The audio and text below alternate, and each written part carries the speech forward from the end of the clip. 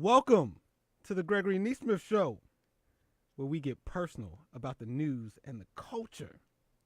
Shout out to all the underdogs in Harlem, in New York City, and around the world who go on this journey with us and with me every week, live in the studios of WHCR 90.3 FM, the voice of Harlem, from noon to 2 p.m.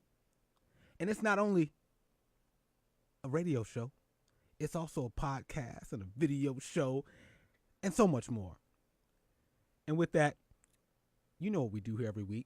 We take politics, we take culture, we take personal development, and then we put it all up in a blender.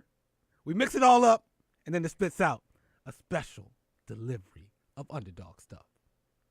And you know, we talk the unlanguage here, the unavoidable, the underrated, the unjust, the unconventional, the unbelievable, the unsaid, you know, underdog stuff.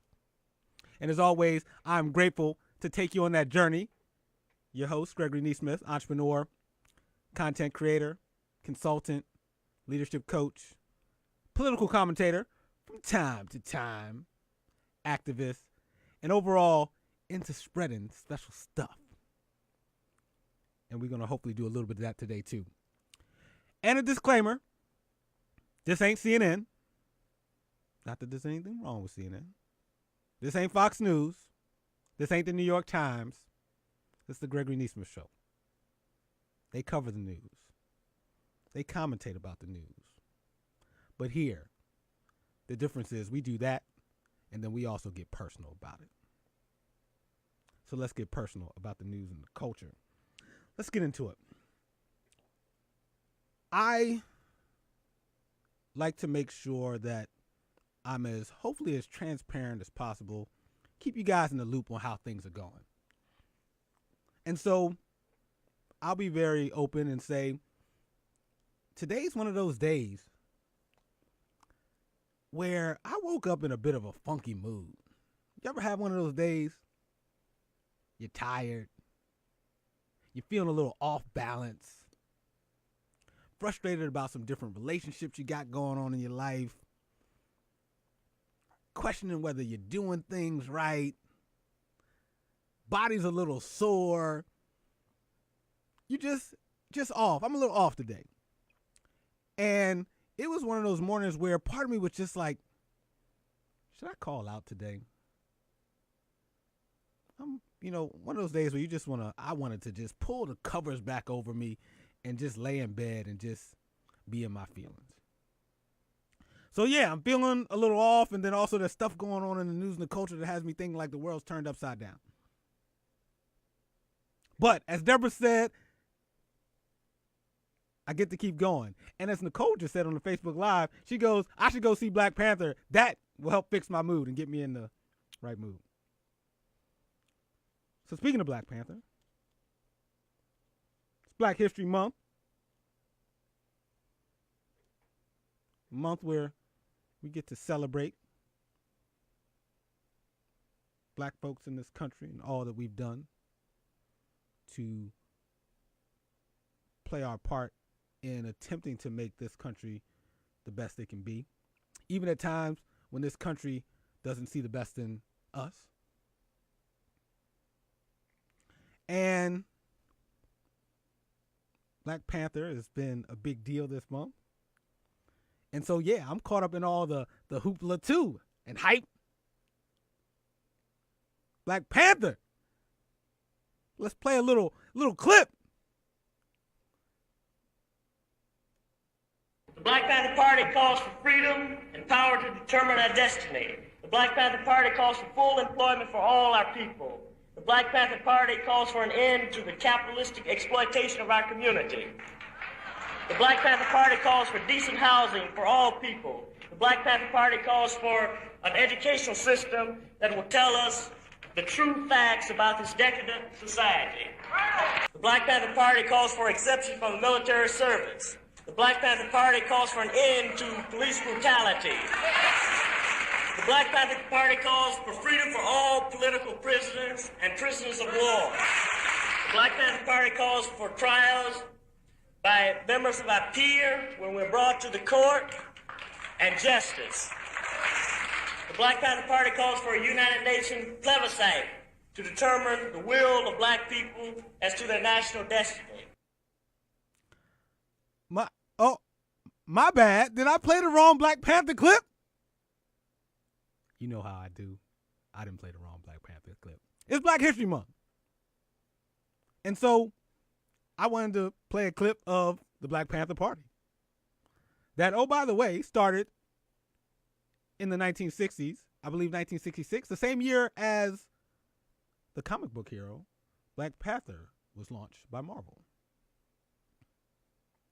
And so, given that it's Black History Month, and you know I'm not all about either or, I like both, I wanted to make sure we also shout out the original Black Panther. Now, I'm from Philly. Shout out to the city brotherly love. And Philly has a bit of a underdog spirit to it. Started as the birthplace of America, birthplace of the United States. And I know it's a birthplace. We're a country with a troubled history and past. I get that. But it's still the place that I currently call home and you call home. And it started, Declaration of Independence, we got a Constitution, Benjamin Franklin, all that stuff happened in Philadelphia, my hometown. And then over the years, the financial center of the United States moved up north to Manhattan, now known as the Wall Street area, the financial district. And as we know, New York also became the place of Ellis Island, the Statue of Liberty, the place where folks would come to America to live out the dream, the pursuit of happiness, where all men and women are created equal. I know, that's the intention. Clearly, that didn't include everybody. Didn't include blacks and African Americans and slaves. We're still trying to get that right. But all that stuff went to New York. Then when it came time to where we're going to put the government, the federal government, all the branches, the Congress, the executive branch, the judicial branch, are we going to put it in the birthplace? No! They put it in Washington, D.C. All of a sudden, my hometown, where it all started, now all of a sudden, New York is the place for the American dream. It's the place for Wall Street. D.C. is the place where our government sits. Places like Boston, where the Tea Party happens, and there's Harvard University, and where all the great thinkers come from. All of a sudden, Philly just left out. A city that feels like it's got a chip on its shoulder. A city that feels like it has something to prove. A city that may oftentimes, and me being a fellow resident of the city, feel like maybe we just aren't as cool or as special as the folks who are Washington, D.C.ians. Is that how you, what are you? Are you a D.C.er? A Washington, D.C., a Washingtonian? I don't know. Bostonian, I know New Yorker's a New Yorker. Help me out. I don't know. What's someone who's from D.C. called? A Washington, D.C.er? Anyway, so I get it. So Philly, we got a chip on our shoulder. And then oftentimes, one of the places where I think cities look to get some of their pride or some confidence, when in reality we should get it from things like our politics, our justice system. We should get it from like how we tax people, how free people are, economic freedom, are the communities saved. But, you know, we're human, and we get some of our pride and confidence from sports. And then so New York, they got two of everything. They got the Rangers and the Islanders, the Nets and the Knicks. They got the Mets and the Yankees. They got a lot of everything. And so when you got 8, 9, 10,000 teams to choose from, just probability says some of those teams are going to win. And so New Yorkers feel like not only are they Ellis Island and the Statue of Liberty, they're champions. They got the Yankees, 27-time champions. They got the Knicks. They got all these winners. They feel like winners. I'm happy to call New York City and Harlem home now. Nothing wrong with that. I feel like a winner, even though I felt like a winner when I was in Philly too. But sometimes folks in Philly just didn't feel like they were that special, weren't winners. And so, and hold on, I'm going to get to a point because you're probably wondering, first of all, I played the wrong Black Panther clip, and I didn't. I did that on purpose. But I'm going to bring this all together in a little bit. Just roll with me. And so, if you would ask a Philadelphian, and they've done different polls, and you ask people on the street and say, who are some of the all-time athletes in Philadelphia, city of brotherly love? People would say Mike Schmidt, who played for the Phillies. They might say Dr. J, that played for the Sixers. They might say the answer, Allen, we talking about Practice Iverson. They might say Randall Cunningham, one of the first black quarterbacks in the NFL to have a lot of success and lead a franchise during a time when people were questioning, could black men have the intellect along with the right skill set to lead a team and be the face of a franchise, which we knew was ludicrous because we knew they could and they have and they do. And people might say Joe Frazier, famous boxer. Might say Wilt Chamberlain. But you know who else would come up on the list when you ask some Philadelphians who are their all-time favorite athletes? Rocky. Rocky Balboa. What? Why Rocky? Nothing against Rocky. I've watched like all 17,000 of the Rockies. And then I think Creed was a kind of a remake of it that recently with Michael B. Jordan, who also is in Black Panther. I think he plays the villain in the movie that I will see. But Rocky would come up as one of Philadelphians' favorite all-time athletes. And Rocky's not real. Rocky is a character. And Rocky comes with issues too, right? Rocky. But Rocky's story, this idea of the underdog and about being a champion. And so I get it. Now that I'm older, I understand why Philadelphians would have Rocky be one of the top 5 or top 3 athletes of all time in Philadelphia, because Philly wanted a winner. They wanted a champion. They wanted to be seen as winners, as not the underdog, but as the champs. Because they had a chip on their shoulder. We have a chip on our shoulder. We're not D.C., we're not Boston, we're not New York. But we had Rocky.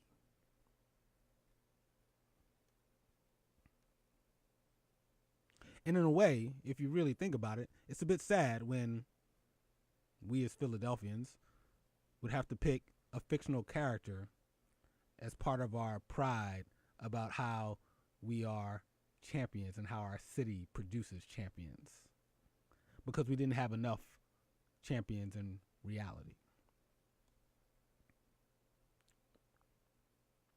Which brings me to the reason why when it's time to talk about Black Panther, and we're going to talk about it, that for myself as a black man, as a black person, as a black American,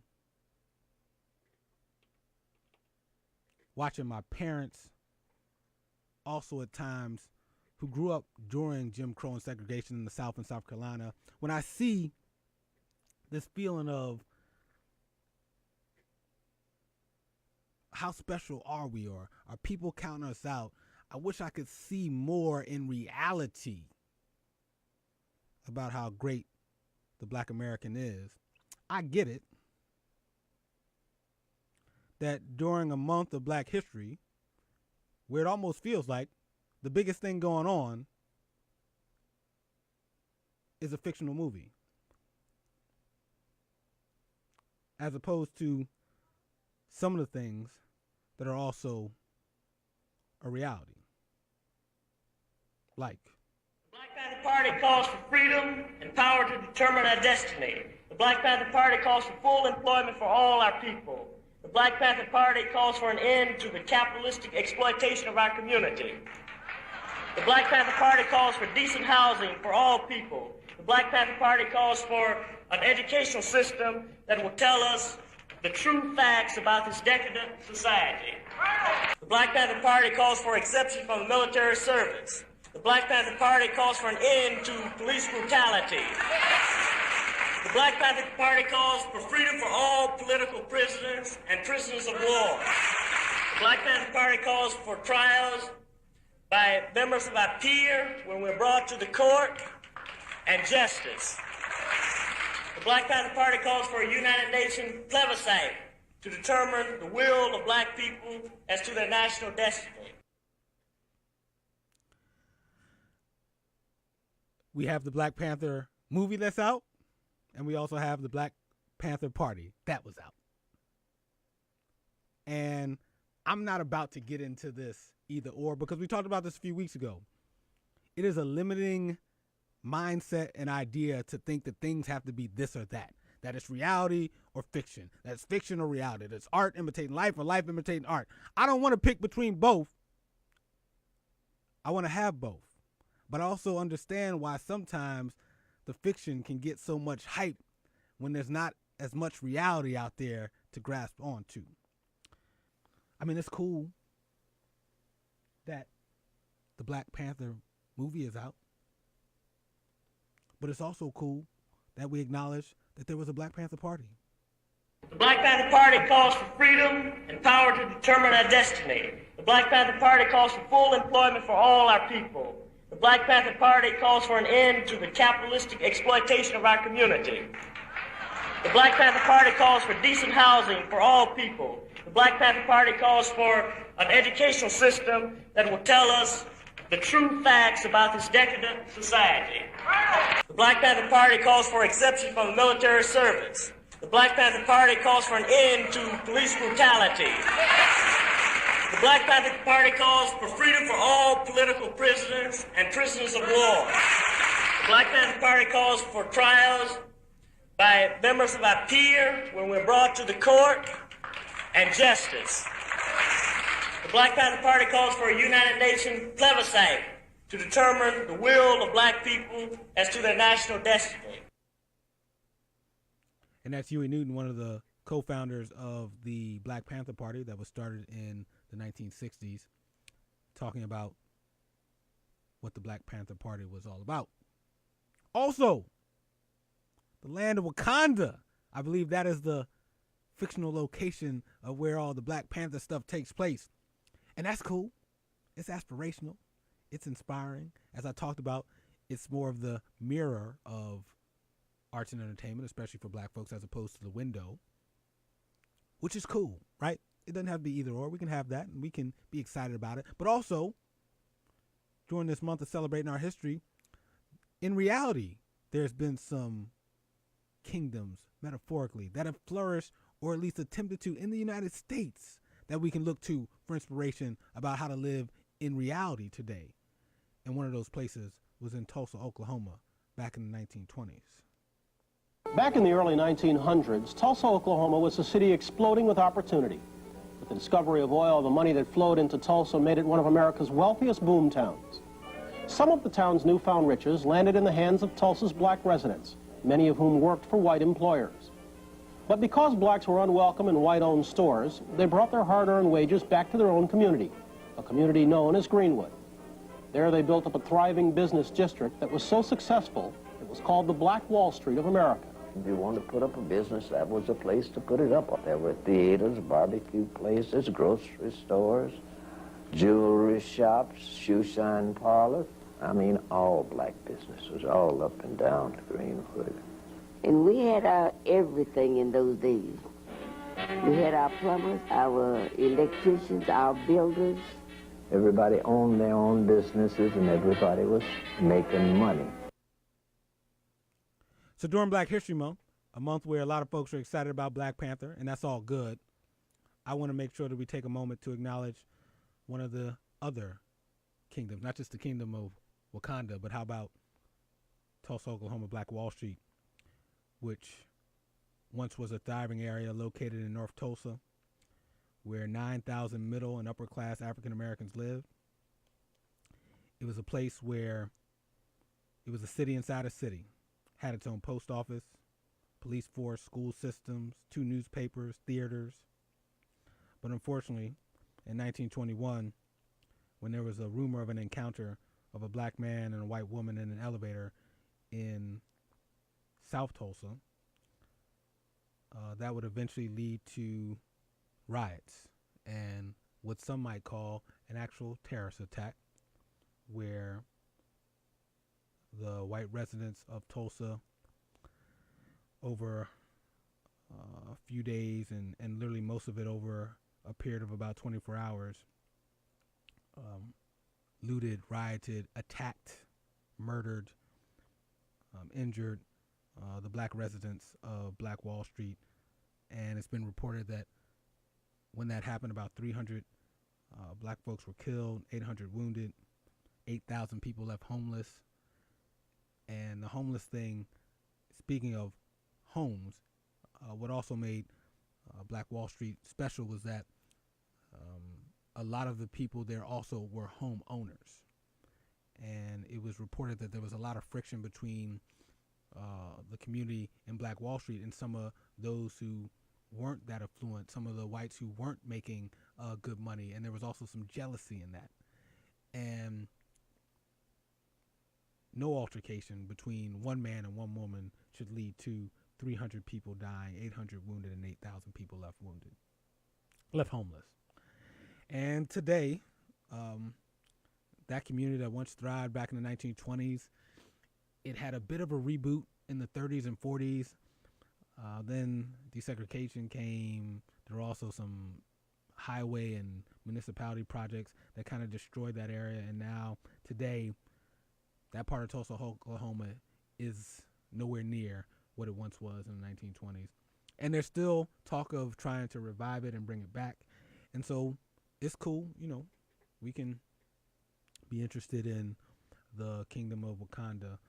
But I'm also interested in the fact that there's now a goal of black leaders to bring 100 businesses back by 2021 on the 100th anniversary of those riots, back to North Tulsa, back to the area that was once called Black Wall Street.